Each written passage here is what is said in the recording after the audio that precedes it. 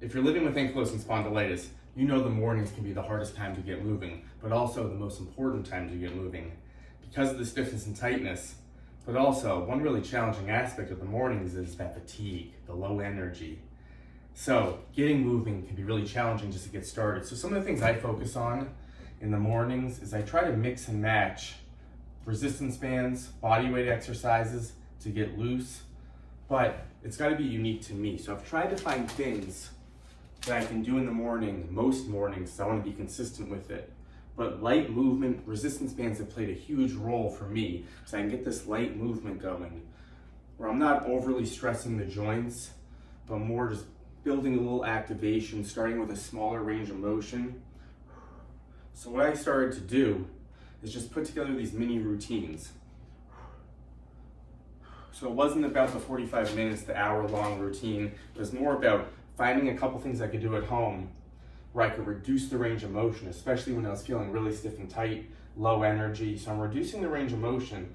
So I'm not going all the way here and really stressing the muscle. I'm more just working these gentle swings for blood flow circulation.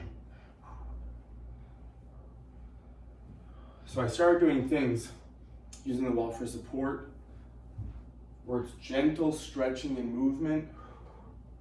Now I'm not holding a stretch for a long period here. I'm more focused on movement, circulation, engaging that upper back.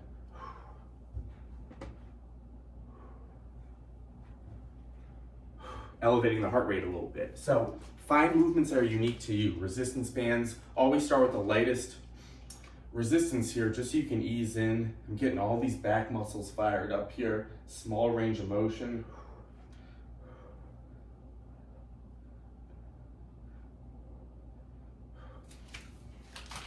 And these look more like therapeutic movements where we're combining flexibility, strength with the movement.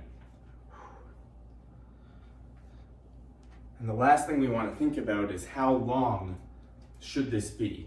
And that's going to be up to you to decide where do you find a little bit of energy with the routine. Not fatigue, not more fatigue. Where do you find that loosening up factor, a little bit of strength, but energy after the session? So keep track of how long it's going to take you.